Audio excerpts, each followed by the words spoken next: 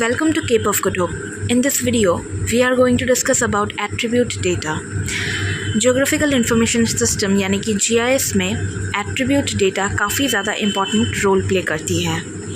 Attribute data refers to the non-spatial information associated with the spatial information यानी कि spatial का मतलब क्या है कि किसी भी स्पेस से रिलेटेड या किसी भी रीजन या एरिया से related.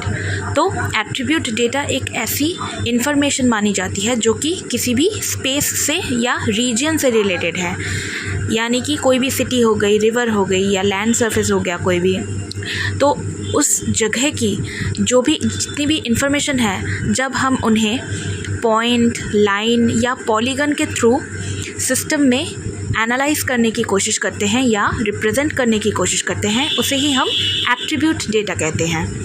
Attribute datas are typically stored in a tabular format, यानी कि एक टेबल के तौर पर हम एट्रीब्यूट डेटा को प्रेजेंट करते हैं. पॉइंट, लाइन एंड पॉलीगन इस तरीके की जो जितनी भी इंफॉर्मेशन है उसे हम वेक्टर डेटा के नाम से भी जानते हैं. हमें पता है कि रास्टर और वेक्टर दोनों तरीके की डेटा हमें स्पेसिफिकली देखने को मिलती है GIS में. टाइप्स ऑफ एट्रीब्यूट डेटा की बात करें तो there are 4 total types of attribute data. Number 1 is nominal, number 2 is ordinal, number 3 interval and number 4 is ratio. Nominal is descriptive, यानी कि कोई भी नेम से जुड़ा हुआ, कोई भी अगर किसी भी ऑब्जेक्ट का नेम अगर हमें जानना होता है तो हम नॉमिनल डेटा को यूज़ करते हैं. ऑर्डिनल डेटा यानी कि रैंक.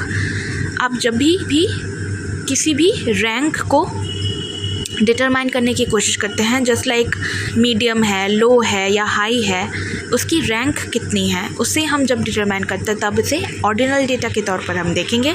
इंटरवल डेटा किसे कहेंगे? जब कभी भी हम टेम्परेचर हो गया या किसी भी एक ऑब्जेक्ट से दूसरे ऑब्जेक्ट का कितना इंटरवल है उसे डिटरमाइन करने की कोशिश करते हैं, उसे हम कहते हैं इंटरवल.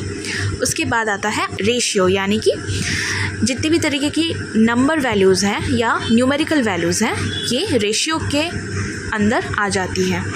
इसे हम एब्सोल्यूट ज़ीरो भी कहते हैं.